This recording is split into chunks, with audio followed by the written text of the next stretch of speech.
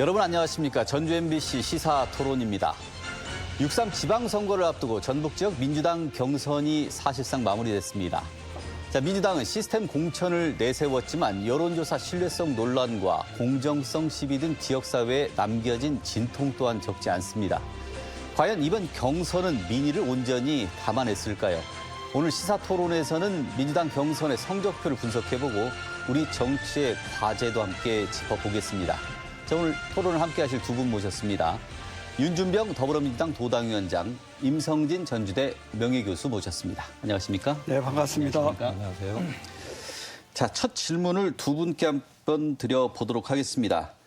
자, 전북에서 민주당은 어떤 당입니까? 공천은 곧 승리, 당선이라는 공식이 성립될 만큼 영향력이 절대적인 정당인데요. 자, 민주당 이번 지방선거 공천을 시스템 공천의 승리라고 자평하고 있습니다. 대신 또 시민사회에서는 이번 공천 과정에 여러 가지 문제를 들어서 갈등과 상처만 남았다는 평가도 있습니다. 자, 두 분께 이번 민주당 공천 총평을 좀 들어보도록 하겠습니다. 도당위원장님부터. 네, 당초 약속드린 것처럼 민주당에서는 이번 공천은 시스템 공천을 하겠다 이렇게 말씀을 드렸습니다. 이번 공천은 지난 4년과 달라서 시스템 공천을 충실히 이행한 그런 공천 과정이었다 이렇게 말씀드릴 수 있습니다. 이번 공천을 하면서 먼저 자격심사는 엄격하게 하되 공천은 공개 경쟁을 통해서 선택권을 당원이나 주민들에게 드리겠다 이렇게 약속을 했습니다. 이번 그 약속이 충실히 이행된 그런 과정이었다 저렇게 생각하고요. 물론 뭐 선거 경선이라고 하는 것이 다 경쟁을 수반하기 때문에 경쟁 과정에서 선택받지 못하신 분들의 입장에서 보면 아쉬움이 다 있을 겁니다. 그 과정 속에 여러 가지 볼멘 소리들이 나오고 있지만 그러나 자격심사 우리 도민들의 눈높이에 맞게 엄격하게 했고 또 그 과정에서 적격자로 선정된 분들에 대해서는 도민이나 당원들의 선택에 의해서 최종 후보가 결정되는 과정을 거쳤기 때문에 어느 선거보다 시스템적인 과정이 충실히 이행된 과정이었다 이렇게 말씀드릴 수 있을 것 같습니다. 예, 우리 그 도당위원장님 평가는 뭐 확실히 시스템 공천이 잘 이루어졌다는 말씀을 가름해 주셨는데 임 교수님은 어떤 쪽으로 좀 보십니까? 평가를 좀. 네, 선거에서 당의 공천은 그 당이 나가고자 하는 기조와 철학을 담고 있는데요. 지난 선거 같은 경우는 혁신 공천이 상당히 있었고 그래서 이제 대폭적 물갈이도 있었고 뭐 후유증도 상당히 컸죠. 근데 이번 같은 경우는 이제 집권 초기의 여당으로서 안정적인 지방 권력을 형성하기 위한 그런 차원에서 저는 시스템 공천을 적극적으로 도입했지 않나 그렇게 해석을 하고 있고요. 또 이번에 저희들이 조금 눈여겨봐야 될 게 그 전당원 1인 1표제를 도입했던 것은 상당히 획기적인 그런 변화거든요. 그러니까 과거처럼 계파에 의한 또는 대의원에 의한 일방적인 이런 선거의 결과에 선거 결과를 좌지우지하는 게 상당히 없어지는 그런 결과를 이번에 끝나고 나면 한번 좀 평가를 좀 제대로 해봐야 된다고 생각합니다. 그래서 그런 측면에서는 뭐 전북에서는 상당히 좀 문제가 좀 컸는데 전국적으로 볼 때는 이제 과거나 다른 정당에 비해서는 상당히 안정적으로 공천이 이루어진 건 확실한데 이제 문제는 그 시스템 공천이 성공을 하려면은 그 시스템 자체가 객관성이 담보되고 모두에게 이제 인정을 받을 만한 이제 그런 좀 이렇게 세밀하게 좀 체계화된 그런 방식을 취했으면 더 좋았지 않을까 그렇게 생각을 합니다. 이제 대표적인 게 이제 여론조사 방식인데 여론조사 방식은 지난 총선에서도 굉장히 좀 문제가 많이 지적을 됐었고 그런데 그런 부분에 대한 어떤 조정이라든가 보완이 없이 이번에 여론조사에 굉장히 크게 의존했던 선거가 이런 많은 문제를 좀 낳지 않았을까 그런 생각을 합니다. 그리고 이제 또 지적할 수 있는 게 이제 물론 이유는 있습니다만은 지나치게 이제 보안을 유지했던 비공개 원칙이 너무 철저하게 지켜졌던 것. 그리고 시스템 공천에서 가장 중요한 게 이제 객관적인 평가의 지표거든요. 근데 이 지표에 대한 객관적이고 이제 과학적인 이런 지표에 대한 검증이 사전에 좀 충분히 있어야 됐지 않은가. 그런 과정만 좀 있었더라면은 상당히 결과가 더 좋았지 않을까 그런 생각을 하게 됐습니다. 자, 두 분 요걸 하나씩 하나 이제 풀어가 보도록 하겠습니다. 저도 그 전에 한번 나왔었을 때도 저희가 이거 갖고 좀 많이 물고 늘어졌었는데 하위 20%, 하위 평가 20% 그러니까 후보 검증 결과를 당 경선이기 때문에 당원들에게 기본적으로 공지가 좀 돼야 되는 거 아닌가. 근데 그렇게 되지 않으면서 이거 자체가 유권자들이 좀 알아야 될, 또 당원들이 알아야 될 검증 정보까지 차단했다는 비판 적지 않았습니다. 이걸 통해서 뭐 깜깜이 선거라는 말들도 계속 흘러나왔고요. 그래서 이 부분 비공개 원칙 고수와 관련해서 일단 끝까지 그걸 유지하신 우리 도당위원장님의 속내도 있을 것이고요. 어떤 내용 때문이었는지 한번 먼저 좀 듣고 싶습니다. 일단 뭐 경선 결과라든지 또 하위 20% 대상자라든지 이걸 공개할 거냐 또 비공개로 할 거냐 이거는 정책의 문제라고 생각합니다.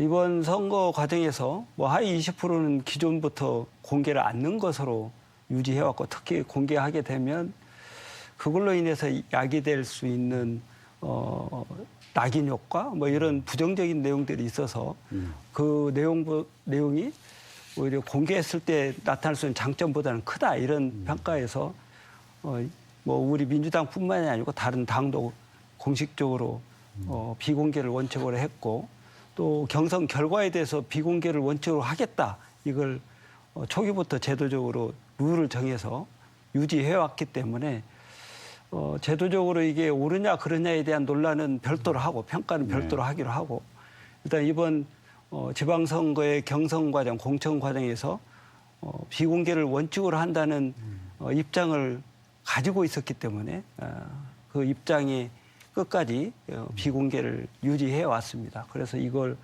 뭐 개인의 호불호나 또 도당의 선택의 문제가 아니었다 하는 점을 말씀을 드리고요.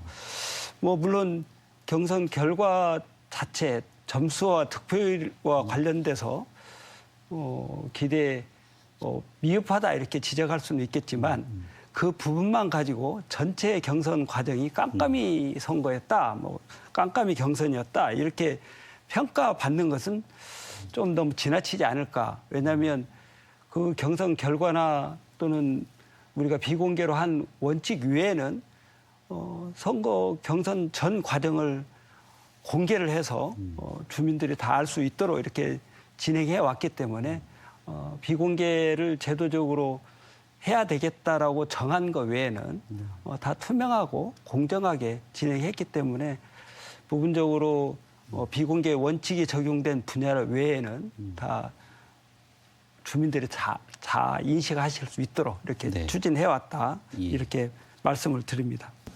공직 출마자들은 자기 재산이라든가 심지어는 과거의 범죄 경력이라든가 이런 것들을 상당 부분 다 공개를 하거든요. 하고 이제 심판을 받기 때문에 너무 지나치게 좀 이렇게 몸살이는 그런 자세를 좀 취한 건 아닌가 저는 개인적으로 생각을 하는데 특히 이제 앞에도 제가 말씀드렸는데 이제 지표가 명확했더라면은 그 지표 자체가 물론 이제 쉽지는 않지만은 좀 더 과학적으로 디테일하게 만들었더라면은 그런 부분에서 어떤 후보자가 어느 정도의 평가를 받았다는 것 정도는 공개가 되고 물론 이제 양적 평가, 질적 평가가 있습니다만은 그런 부분들이 좀 있었더라면은 설사 자기가 좀 억울하다고 느꼈더라도 거기에 대해서 수긍하는 그런 문화가 좀 더 많이 있었지 않을까.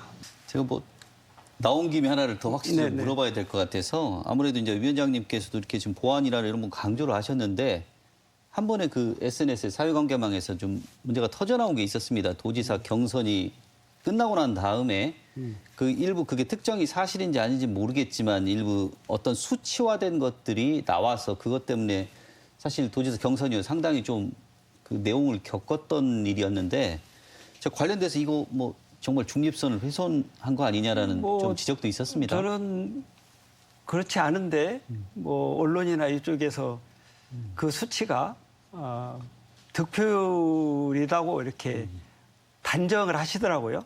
그래서 사실은 그 내용은 제가 사후에 확인한 내용으로도 득표율은 아니었던 것으로 그게 객관적인 득표율은 아닌 것으로 이해했고요. 또 그때 활용할 때도 이게 양 진영에 엄격히 갈라진 그런 내용의 상징적인 수치였는데 그 내용이 언론을 통해서 득표율에 공개인 것처럼 이렇게 보여진 점에 대해서는 좀 유감스럽게 생각합니다. 뭐 그 내용은 사실이 아니었다는 점을 다시 한번 말씀드리고요. 네. 뭐 득표율과 관련해서 도당위원장이 득표율이나 이걸 공개 않기로 정해놓고 본인 스스로 득표율을 공개했다 이런 오해들을 유발하는 언론의 지적들이 많이 있었는데 이 자리를 빌어서 그건 사실과 다르다 하는 점을 확인해 드리고 싶습니다. 네, 어찌됐든 이번에 하여튼 비공개 원칙이 좋은 긍정적인 면도 있지만은 상당히 이제 유권자의 알 권리라든가 거기에 대해서 이제 후보자가 특히 이제 그걸 받아들이는 여러 가지 문제점을 많이 나타냈기 때문에 당 차원에서 한번 검토는 있어야 되지 않을까 그렇게 생각합니다. 뭐 전수조사라. 이번 선거가 끝나고 나면 예. 이번 선거에 적용됐던 룰 전체에 대해서 다시 한번. 평가를 해가지고 다음 선거 과정에서 이번 선거 과정에서 나온 내용들이 아마 참고가 될 거로 기대를 합니다. 알겠습니다. 자, 이번에는 그 여론조사 이야기를 또 안 하고 넘어갈 수는 없을 것 같습니다. 여론조사가 이번에도 경선 과정에서도 좀 이루어졌는데, 자, 도내 일부에서 시군의 응답률이 50%를 넘어가는 경우가 좀 발생을 했습니다. 저도 뭐 정치, 기자 계속 생활을 29년을 해보다 보면 보통의 ARS 조사 같은 경우 1.5에서 3% 응답률이, 그러니까 2% 안팎으로 잡히고요. 과거에 그나마 이제 전화 면접 조사원이 하는 조사 같은 경우는 10에서 20%대를 나오는 게 그냥 일반적인 정설이고 그 여론조사 전문기관도 그렇게 얘기를 하는데 50%라는 거는 100명에게 전화를 하면 50명이 응답을 받았다는 얘기인데 우리 유권자나 당원들이 이렇게 참여가 적극적인지는 처음 알았는데 뭐 그렇지 않다면 이게 어떤 조직적인 참여 가능성이 충분히 있지 않았는가 하는 우려도 좀 해봅니다. 어떻게 보시고 계십니까? 뭐 지금 말씀하신 것처럼 ARS 참여율이 여론조사 형태로 이렇게 할 경우에는 낮은 건 사실인데요. 지금 이제 인구 2만 내외의 군의 경우에 조사를 해보면 참여율이 꽤 높은 것으로, 그러나 뭐 전수조사는 아니지만 모수로 하고 있는 내용의 참여율이 높은 것으로 이렇게 확인이 돼서 그만큼 경쟁이 치열했다 하는 반증이 아닌가 이런 생각을 합니다. 다만 이제 하는 과정 속에서 치열하다 보니까 해서는 안 되는 선을 넘어서는 안 되는 영역까지 넘는 경우가 왕왕 있고 그게 드러나서 전체 불신을 초래할 수 있는 이런 내용들이 많이 알려졌던 과정도 있었습니다. 이런 부분들은 앞으로 좀 개선해야 될 것 같고요. 다만 저희들이 이번 이제 공천 출발하기 전에 지금 말씀하신 것처럼 여론조사가 중요한 지표이기 때문에 예. 이거를 과거에 문제가 제기됐던 내용들을 개선해 보려고 선관이나 또 통신사들하고 해당되는 내용들을 조율했는데 현재 시스템과 현재 가지고 있는 제도상으로는 지금 우리가 지적했던 뭐 알뜰폰 문제라든지 뭐 여러 가지 내용들이 개선하기에는 한계가 있어서 현재 주어져 있는 내용들이 그대로 반복된다 이런 지적들을 받고 있습니다. 이 부분들도 앞으로 좀 더 시스템적으로 또는 통신사와 관계라든지 또는 제도적으로 좀 개선할 수 있는 내용들은 앞으로 여지가 있다 저는 이렇게 생각합니다. 그런 부분이 이번에 좀 개선이 돼서 선거를 치렀으면 참 좋았겠다는 그런 아쉬움이 있는데요. 하여튼간에 하여튼 여론조사에 대한 불신은 지금 굉장히 심한 상황이거든요. 실제 이제 과거에 그 착신 전환할 때 조사를 해본 결과도 한 200명 정도만 착신 전환해도 여론조사가 10% 정도 차이가 나왔기 때문에 이번 같은 경우는 더 심하게 차이가 날 수 있는 상황이었기 때문에 이제 문제가 됐던 거고요. 특히 이제 아까 말씀하셨지만은 이만의 작은 군 단위에서는 표본 수가 작기 때문에 아주 정교하게 이 표본수를 추출해야 되거든요.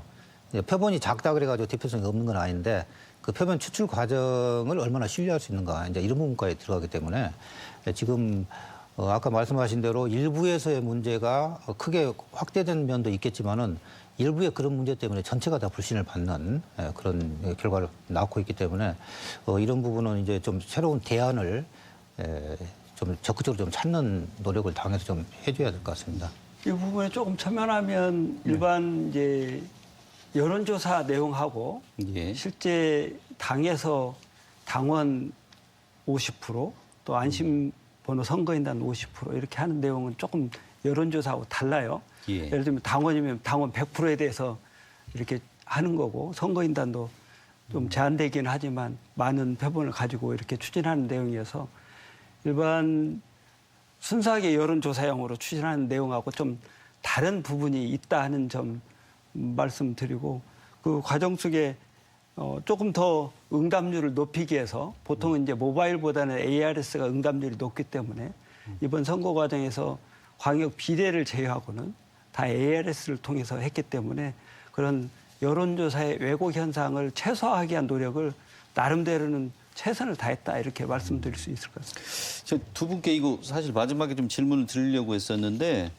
아까 말씀하신 것처럼 미처 민심을 읽는 도구가 민심을 공격하는 무기가 된다 이런 왜곡적 조작이 있을 경우에 결국에는 사실 앞으로도 이거를 여론조사를 신뢰하고 계속 갈 수 있느냐 하는 우려들이 좀 많습니다.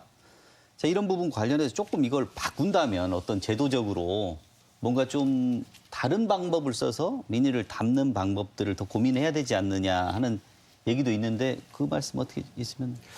그러니까 지금 현재는 여론조사라고 하는 게 과학적이고 뭐 이렇게 민의를 대변할 수 있는 그런 수단이어서 아직까지는 그걸 대체하기에는 용이하지 않죠. 그러니까 여론조사라고 하는 내용이 적은 비용으로 소규모지만 그 내용이 전체 모수를 대표할 수 있는 표본이 모수를 대표할 수 있다고 통계학적으로 뒷받침되는 예. 그런 합리적인 수단이어서 그 부분들을 대체할 만한 대안들을 더 이제 발굴해 봐야 되겠다 하는 내용이 있고요. 이제 그 과정이 불신을 받게 되면 이제 다른 수단으로 뭐 제한적인 인원들을 차출해서 예전처럼 여론조사가 아니고 뭐 선거인단을 모아서 한다든지 뭐 이렇게 하는 방법도 있을 텐데 그 내용들은 요 내용이 오염이 돼서 문제가 있다 그러면 그렇게 제한적으로 쓰는 수단이고 원칙적으로는 지금까지는 여론조사였고요. 여론조사 내용에 대해서도 앞에서 말씀드린 것처럼 현재 통신사의 문제라든지 제도상 문제라든지 이런 부분에 대해서는 조금 더 개선할 수 있는 노력은 지속적으로 할 필요가 있겠다 이런 생각을 하고 있습니다. 자, 또 하나 좀 질문을 드려야 될게요. 이번에 이제 윤준병 위원장께서 도당위원장이 되시고 난 다음에 지방선거를 치르시면서 가장 큰 변화를 주신 게 지금 도입된 게 합동연설회가 있었고 또 결선 투표제가 도입이 됐는데 이 결선 투표제에 대한 말이 많습니다. 이게 어떤 분 같은 경우 뭐 사실 이번에 그 후보 중에 한 분하고 뭐 통화를 하다 보니까 고소고발이나 아니면 관련된 당의 징계건으로 된 게 이번 선거 기간에 뭐 10건 이상 접수가 돼갖고 본인 죽겠다고 이제 힘들다고 하는 얘기 좀 많이 들었는데 결선 투표까지 가면서 중요한 게 주민들이 양측으로 좀 갈리기도 하고 또 이제 인구가 특히 적은 군 지역 같은 경우는 상당히 경합과 갈등 양상이 좀 그그렇지않은 경우들을 많이 봐서요. 이게 좀 보완이 필요하지 않을까요? 어떻습니까? 뭐 제도라는 게 늘 장단점이 있기 때문에 결선 투표를 하기 전에는 소수 대표 가지고 전체 주민의 대표성을 담보할 수 있겠냐 이런 근본적인 민주주의의 근본적인 의문을 던졌죠. 그러니까 뭐 3명이 나오는데 30% 득표, 40% 득표 해가지고 하게 되면 네. 과반수 동의도 못 받은 대표를 인정할 수 있겠냐 이런 대표성 문제를 제기해서 그걸 보완하고 치유할 수 있는 내용이 그럼 결선 투표를 해서 과반 이상 득표를 받은 분이 대표성을 인정받으면 근본적으로 민주주의의 기본 원칙에 부합하는 이런 내용을 충족할 수 있겠다 이렇게 해서 결선 투표 제도가 들어왔습니다. 뭐 그러다 보니까 일단 절차가 한 번 더 있어야 되는 거고 예. 또 하나는 반으로 갈라지는 거 아니냐 이런 지적을 해주셨는데 저는 대표성 문제가 더 중요한 문제다. 다만 이제 갈등 문제를 치유하는 노력은 지속적으로 사회에 해나가야 되는 과제가 아닌가 뭐 이런 생각을 합니다. 여전히 민주주의는 다수가 지지해서 다수의 의사결정을 존중하는 것이기 때문에 그건 불가피한 부분도 없지 않아 있지만 지금 과열돼서 나타나고 있는 후유증은 또 한편으로는 극복하는 노력을 기울여 가야 될 과제다 이렇게 생각합니다. 어떻게 위원장님 말씀? 예, 대단히 사실은 이제 어려운 과제입니다. 이게 예. 결선 투표제는 사실 좋은 제도거든요. 예. 그러니까 우리가 단 1%만 이겨도 당선돼 버리는 뭐 30% 넘어서 당선될 수 있고 그런데 그게 이제 정당성을 정치적인 정당성을 확보할 수 없기 때문에 적어도 절반 이상 다수는 확보해야 정당성을 얻게 되는 이런 제도인데 유감스럽게 이제 우리의 정치 문화 체제에서는 아직도 결선 투표가 이렇게 이합집산되는 특히 이번에 굉장히 심했거든요, 사실. 근데 이건 그 정치권의 선거뿐이 아니라 일반적인 선거, 심지어는 뭐 대학의 총장 선거까지도 이런 결선 투표가 나왔고 있는 굉장히 큰 부작용이기 때문에 이 부작용에 대해서는 좀 더 심각하게 검토를 하고 결선 투표제를 시행을 해야 되지 않을까 그런 교훈을 좀 남겼다고 생각을 합니다. 사실은 저 같은 경우는.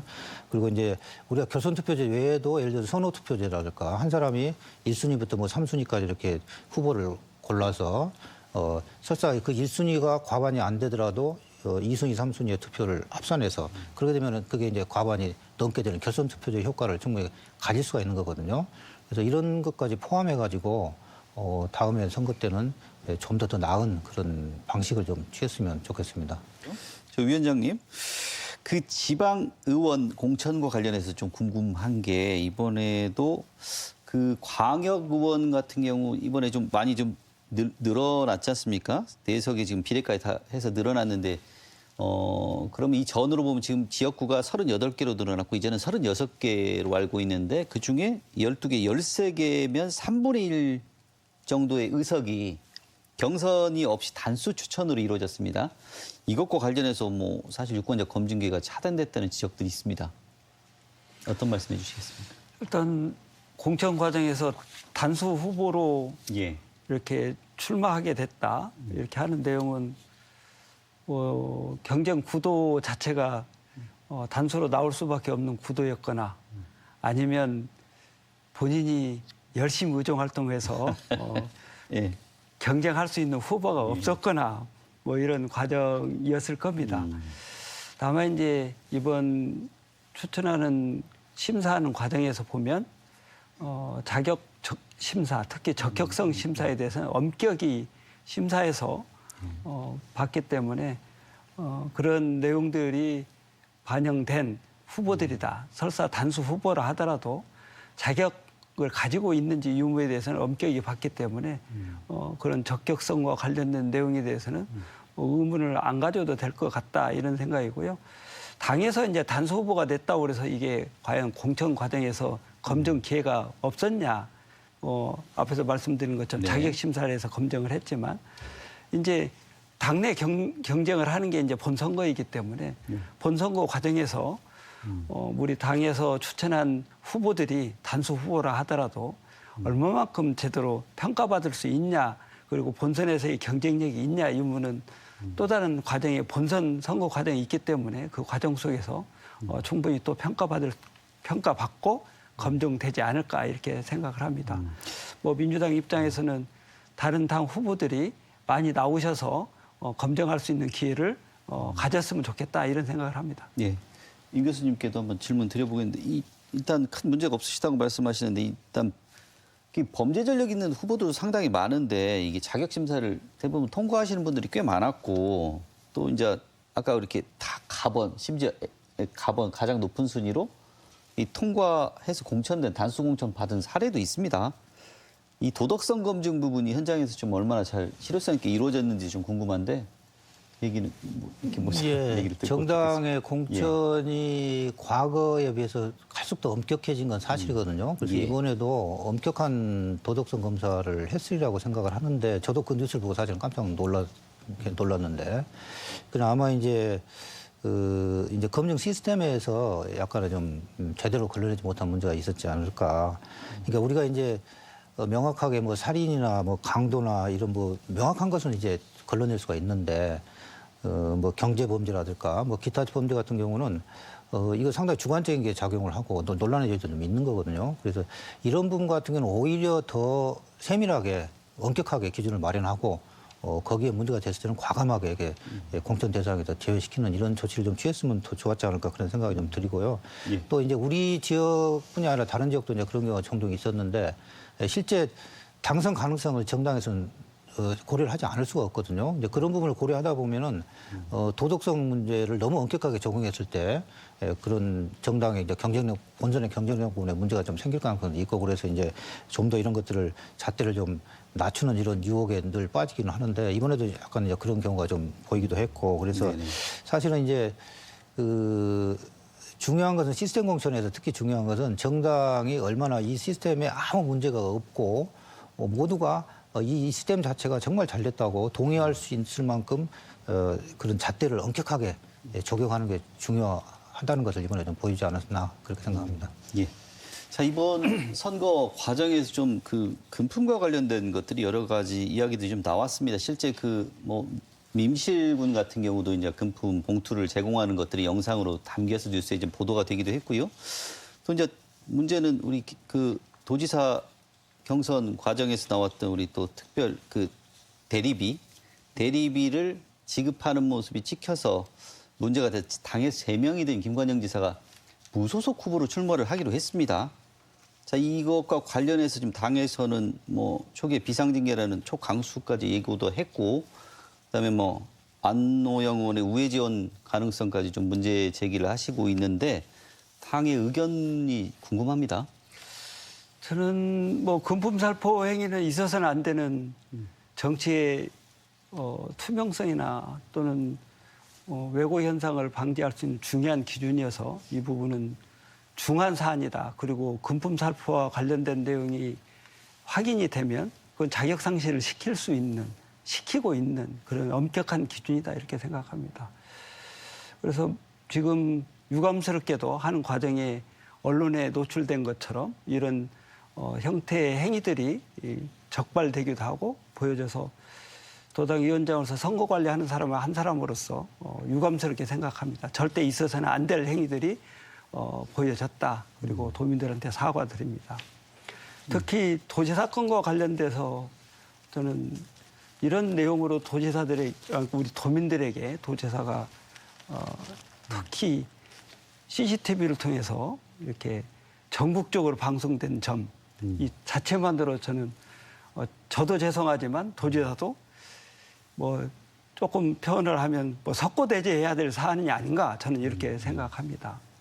그만큼 중요한 내용이었고 올바른 내용은 아니었다. 그런데 이 이후에 이걸 오히려 반성하고 자성해야 될 당사자가 무소속에 출마했다.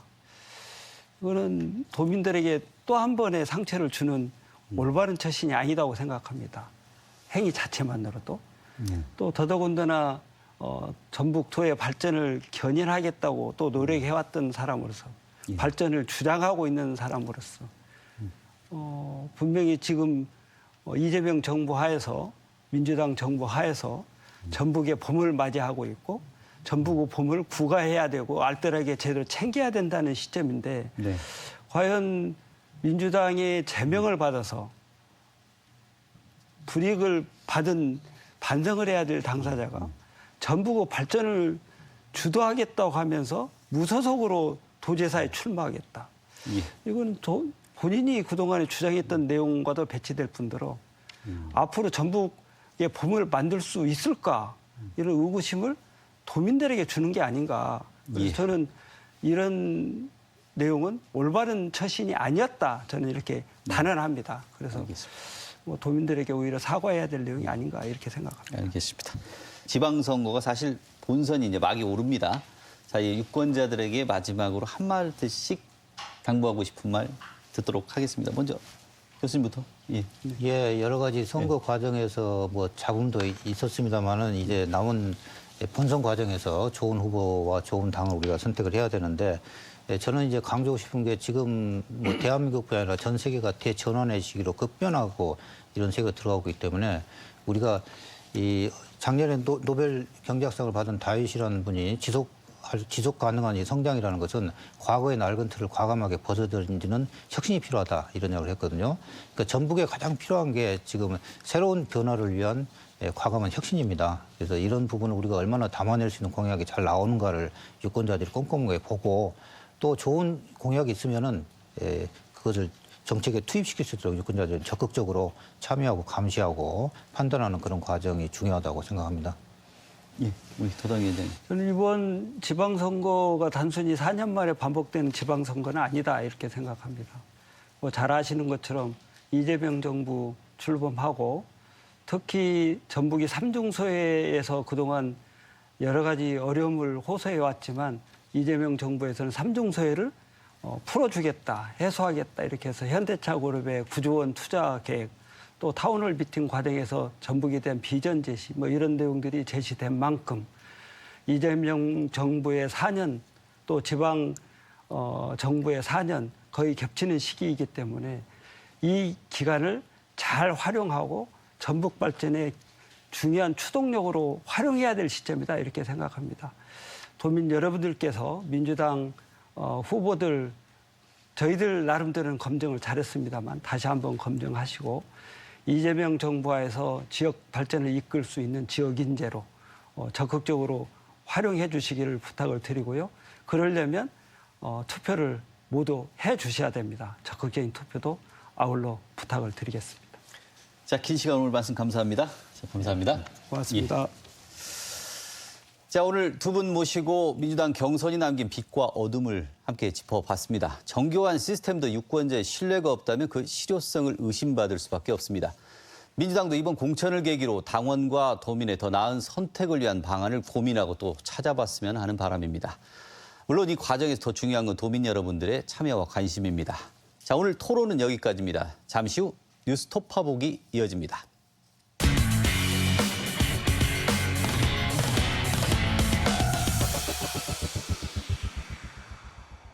자, 한 주간의 이슈를 살펴봅니다. 뉴스톱 파보기 홍민호 변호사와 함께합니다. 안녕하십니까? 네, 안녕하십니까? 예. 자, 첫 번째 주제는 김제시장 성형시술비 대납 의혹과 관련된 내용입니다. 정성주 김제시장이 지역 사업가로부터 2천만 원 상당의 성형시술비를 대납받았다는 의혹으로 경찰 소환 조사를 받았습니다. 본인뿐만 아니고 부인 가족들까지도 좀 연루가 돼 있는 걸로 지금 알려지고 있는데요. 이 병원비의 선결제를 해두고 제3자가 이걸 나중에 본인이 사용을 했다면 이게 뇌물죄나 청탁금지법 위반 적용이 가능한 겁니까? 네, 충분히 적용이 가능합니다. 이제 왜냐하면요, 이 청탁금지법이나 뇌물죄에서 말하는 이제 금품이라는 것은 단순히 현금을 말하는 것이 아니라 경제적 가치가 있는 모든 이익을 포함합니다. 그래서 이 사건과 같이 사업가가 병원에 2천만 원을 미리 선결제를 하고 그리고 시장과 가족이 그 한도 내에서 병원의 서비스를 이용을 했다면 사실상 시술 이용권이라는 경제적 가치를 이제 제공받은 것이기 때문에 당연히 이 청탁금지법이나 뇌물죄에 포함이 되고요. 청탁금지법은 직무상 관련이 없어도 1년에 1회에 100만 원, 1년에 300만 원 이상의 어떤 그 세상상 이익을 받으면 처벌을 하도록 되어 있습니다. 네. 그렇기 때문에 당연히 이제 청탁금지법은 해당하는 것이고요. 그리고 이렇게 2천만 원을 현금으로 주고받은 것이 아니라 오히려 이렇게 선결제 방식으로 이제 했다라는 점은 오히려 좀 우회로를 거쳤다라는 점에서 수사기관에서 이거는 대가 관계가 있었던 것 아니냐라고 면밀하게 더 볼 수가 있고요. 그래서 만약에 대가 관계가 밝혀진다 한다면은 이건 뇌물죄 또는 특정경제가중처벌법 에도 적용이 될 가능성이 있습니다. 그래서 결국 현금이나 금품이라는 형식이 아니라 실질적으로 공직자가 경제적 이익을 받았느냐 이 부분이 가장 중요합니다. 그 하나 또 이 본인이 시장 본인이 아니고 부인이나 처제가 시술을 받았다. 그러면 법적인 책임을 그럼에도 불구하고 시장에 물을 수 있는 겁니까? 네, 그것도 가능합니다. 이 가족이 받았다고 해서 시장의 책임이 사라지는 것은 아닙니다. 다만 이제 청탁금지법은 이제 배우자에게 이런 금품을 받지 말라라는 규정만 있고 배우자를 처벌하지는 않습니다. 그래서 이 사건에서 처벌 대상이끔 되는 사람이 누구냐 하면 두 사람이라고 볼 수 있는데요.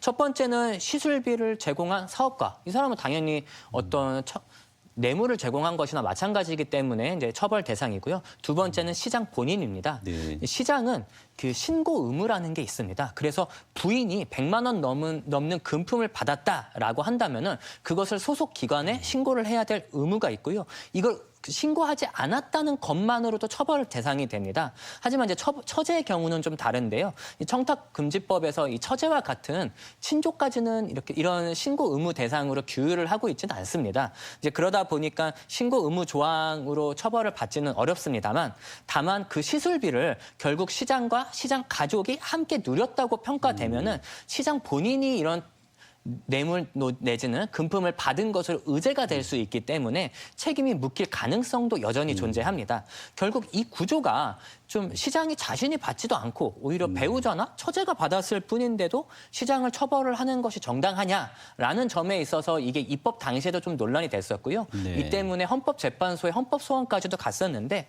하지만 헌법재판소에서는 배우자가 이런 금품을 받는 행위는 사실상 공직자 본인이 받는 것과 다를 바가 네. 없다. 그리고 배우자에 대해서는 어떤 처벌을 하고 있지 않기 때문에 이 시장 본인에 대한 처벌을 하는 것은 기본권을 최소 침해한다라는 논리로 합헌 결정을 내렸습니다. 그래서 예. 결국 공직자의 신고 의무를 압박을 해서 간접적으로 배우자의 수수료를 막겠다, 이런 목적이 있습니다. 예. 자, 이게 지금 현재 저희도 방송 보면 병원의 녹취나 아니면 현장 결제한 내역들이 있습니다. 자, 구체적인 물증은 이미 확보된 상태인데 이 향후 이게 기소 여부로 간다 그럴 때 그 핵심적인 쟁점 어떤 게 있겠습니까? 결정적인 쟁점은 두 가지인데요. 첫 번째는 자금의 출처와 흐름입니다. 병원 결제 내역이랑 녹취는 있어도 과연 이 사업가가 자신의 개인 자금에서 이제 이 내보낸 금품이 결국에 이 시장과 시장 가족에게로 가족의 시술비로 실제로 흘러 들어갔는가 하는 이 자금의 결제 흐름이 가장 중요하고요. 그래서 지금으로서는 뭐 병원 녹취와 결제 내역만 있기 때문에 그 인과관계가 조금은 부족한 상황이라고 네. 볼 수 있고요. 아마 경찰에서도 이 부분을 가장 중요하게 여길 것입니다. 그래서 이 부분이 만약 인정이 된다면, 이 인과관계 부분이요, 그러면은 기소 가능성은 매우 높다라고 보여지고요. 그리고 두 번째, 만약 기소가 된다면 시장과 이 사업가 간의 직무 관련성이 있는가 여부입니다. 청탁금지법은 직무 관련성이 없어도 처벌이 됩니다. 다만 직무 관련성이 있다. 예를 들어서 어떤 뭐 김제 씨의 인허가나 어떤 김제 씨가 하는 그렇죠. 그런 수의계약 사업과 관련성이 있었다. 이런 대가성이 있었다라고 여겨진다면 뇌물죄 또는 이제 특정 경제법에 의해서 가중 처벌을 받을 수가 있습니다. 예. 다만 뭐 지금 6월에 이제 지방선거가 임박해 있기 때문에 이 검찰의 처분 시점, 과연 기소를 이전에 하느냐 하는 점도 좀 지켜봐야 될 것 같습니다. 예. 자, 다음 주제로 넘어가겠습니다. 지금 완주 지역에 일진하이솔루스라는 회사가 있습니다. 수소연료 탱크 만드는 회사로 지금 알고 네. 있는데 여기가 3년 전에 직장 폐쇄를 했는데 당시 이제 고용노동부는 전혀 문제가 없다고 했다가 최근 들어서 이게 부당한 공격적 폐쇄라고 입장을 바꿨습니다. 지금 사측은 이 불복해가지고 뭐 임금을 지급하지 않고 있어 갈등이 좀 일어나고 있는데, 자, 노동부 판단이 이렇게 뭐 180도로 바뀐 거 핵심 근거가 어떤 거라고 보십니까? 네, 같은 사안임에도 이 행정기관의 판단이 이렇게 뒤집힌 것에는 한 두 가지 정도 이제 배경이 있는데요. 예. 첫 번째는 시점에 대한 재평가입니다. 이제 대법원 이제 판례는 이런 그 직장 폐쇄가 과연 정당하냐? 아니면 정당하지 않느냐, 이거를 평가하는 데 있어서 노조의 쟁의 행위가 사측에 아주 크게 불리한 행위처럼 느껴졌을 때 사측은 방어적 목적으로만 이 직장을 폐쇄할 수 있고 그때는 정당성이 인정이 된다라고 했었습니다. 그런데 3년 전 처음 고용노동부에서는 사측에서 이렇게 노동쟁의 행위로 인해서 30% 정도 생산량이 감소했다. 그렇기 때문에 직장 폐쇄를 할 수밖에 없었다라고 주장을 했었고 그것을 좀 받아들였습니다. 하지만 실제로 확인해 본 결과 생산량 감소가 나타나지 않았거든요. 그래서 이제 그런 것들을 보았을 때 사측의 직장 폐쇄가 방어 행위가 아닌 공격적 행위다라고 평가를 했던 것 같습니다. 두 번째는 이 교섭 경과 때문인데요. 13차례 교섭이 있었는데 사측에서 임금안을 제시를 하지를 않았습니다. 결국 이렇다는 것은 뭐 직장 폐쇄의 시점과 동기 같은 것을 보았을 때 만약에 정말 이 회사가 어쩔 수 없이 직장 폐쇄를 한 것이라면 13번의 그 교섭에서 과연 노조와 어떤 합의를 이끌어내기 위한 어떤 행동들이나 임금 제시안 이런 것들이 있었어야 되는데 그런 것들이 없었다라고 봤었을 때 이것은 방어가 아니라 노조 압박 목적의 공격적 폐쇄였다라고 결론을 좀 바꾼 것으로 보이고요. 네. 또 이거를 단정 지을 수는 없지만 사실 과거 정부가 과거 정부에 비해서 현 정부가 지금 이재명 정부로 바뀌고 나서 좀 노동자에게 친화적으로 좀 작용을 많이 하는 그런 액션을 계속하고 있거든요. 네. 그런 점들도 어느 정도 반영이 되지 않았을까 싶습니다. 자, 지금 사측이 노동부 임금 지급 지시 거부하고 있습니다. 네. 노동자들 좀 대응할 수단이 좀 있어야 될 것 같은데요. 네, 뭐 가장 빠르고 실효성 있는 수단은 고용노동부에 임금체불 진정을 제기하는 것입니다. 직장 폐쇄가 부당하다고 판단된 이상 그 기간 동안의 임금은 모두 지급을 해야 되고 그 임금을 지불하지 않았다면 모두 체불 임금이 되거든요.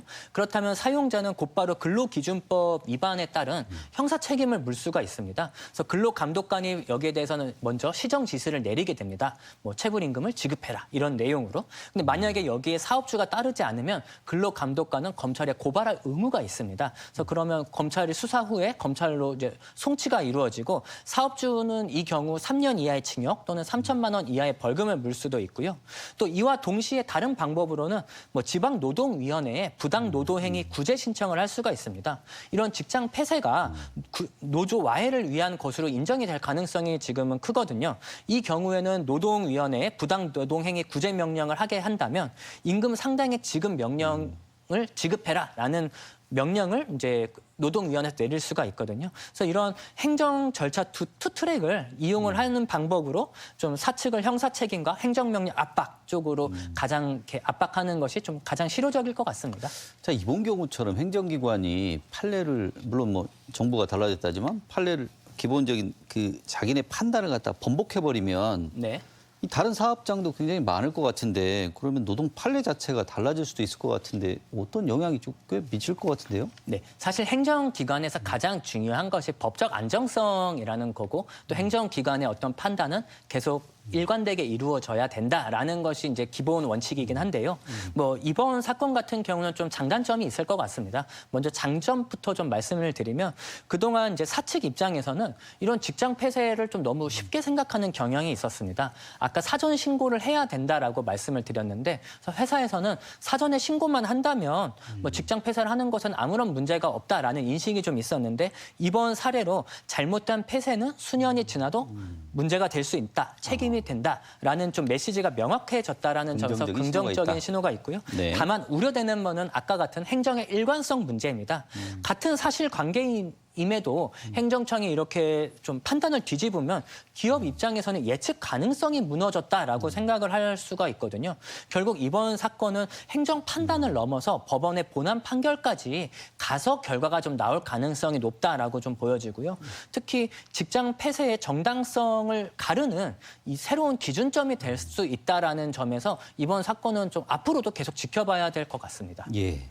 자, 마지막 이슈 이야기해 보겠습니다. 좀 황당한 사건인데 네. 익산에서 외국인들이 총기를 직접 만들어서 비둘기를 사냥하려다가 검거가 됐습니다. 자, 이 총기의 성능이 일반 장난감 수준이 아니라 실제 인명피해를 줄 수 있는 정도 수준이라고 하는데 자, 우리 법에서 사제 총기를 만들거나 소지하는 경우 처벌은 어떻습니까? 네, 우리나라에 이제 총포화약법이라고 있는데요. 세계적으로 매우 엄격한 편입니다. 허가를 받지 않고 총포를 제조하면 10년 이하의 징역 또는 5천만 원 이하의 벌금에 처해지게 됩니다. 그래서 소지만 해도 같은 수준의 처벌을 받을 수 있는데 특히나 권총, 뭐 소총, 기관총처럼 살상력이 매우 큰 총기는 뭐 징역 3년을 최저 한도로 두고 있어가지고 법정 최저형이 정해져 있을 정도로 좀 상당히 이제 엄격한 편이고요. 이번에 압수된 이제 사제 공기총과 쇠구슬 실탄을 보면은 살상력이 매우 높습니다. 그래서 뭐 사제로 만들어서 이제 모의 총포다라고 볼 수도 있겠지만 결국은 이 살상력이 있는가를 좀 기준으로 하기 때문에 네. 실질적인 총포로 좀 분류될 수가 있고요. 이렇게 사람을 죽일 수 있는 무기를 만들어서 사냥을 했다라는 점은 단순히 모의 총포 사건과는 좀 다르고 실현 가능성도 충분히 열려 있다라고 볼 수 있을 것 같습니다. 근데 이분들이 미등록 외국인이라면서요. 그래서 곧바로 지금 강제 추방 절차가 진행이 되고 있는데 뭐 그러면은 총포법 위반, 이 형사처벌 이런 것들은 그냥 물 건너가는 거 아닙니까? 네, 그 부분이 조금 애매할 수는 있는데요. 원칙적으로 이 형사 절차와 출입국 절차는 좀 투트랙으로 다른 것입니다. 그래서 경찰은 이미 이제 형사 절차를 통해서 이미 사건을 검찰에 송치를 했고요. 다만 이 사람들이 이제 불법 체류자이기 때문에 신병만 출입국 사무소로 이제 인계한 상황이라서 검찰의 기소 권한은 여전히 살아 있습니다. 다만 말씀하신 대로 강제 퇴거가 가능해서 만약에 본국으로 출국해 버리면 형 집행이 사실상 불가능하다 이런 위험성은 있습니다. 총기 제작법 온라인에서 보면은 누구나 좀 찾을 수 있을 만큼 많이 돌아다니는 것 같은데 그거 뭐 보고 제작을 했다니까 뭐 그러겠는데 이게 좀 단속이나 처벌 부분들이 좀 강화해야 될 것 같은데 어떻습니까? 네, 입법 보완 필요성이 분명히 있는 것은 맞습니다. 네. 작년 7월 인천 송도에서 60대 아버지가 사제총으로 아들을 살해한 사건이 발생한 이후에 이미 이제 국회에선 총법법 개정안이 자리가 됐습니다. 현재 총법법은 아까 말한 대로 제조나 소지하는 경우에는 처벌을 하지만 이런 제작법이나 설계도를 온라인에 유포하는 경우에 대해서는 처벌 규정이 좀 모호하기 때문에 이 부분을 좀 처벌 범위에 명확하게 포함시키는 것이 필요합니다. 이제 다만 정상적인 이제 화학이나 기계공학 이제 학습 자료까지 좀 처벌될 우려가 있기 때문에 처벌 대상을 명백히 살상 목적이 가능한 총기 제조법에 한정하는 것이 좀 입법으로 필요할 것 같습니다. 예, 좋은 정보 잘 들었습니다. 네, 감사합니다. 예. 자, 단순한 호기심이나 개인적 이유라 해도 사회 안전을 위협하는 무기 제조는 결코 가볍게 넘길 수 없는 중범죄입니다. 자, 온라인의 무분별한 정보가 실제 범죄로 이어지지 않도록 더 촘촘한 감시망과 엄격한 법 집행이 필요한 때인데요. 무엇보다 안전에는 예외가 없다는 단호한 원칙이 우리 일상에 뿌리 내리길 기대해 보겠습니다. 자, 전주 MBC 시사토론 여기서 모두 마치겠습니다. 시청해 주신 여러분 고맙습니다.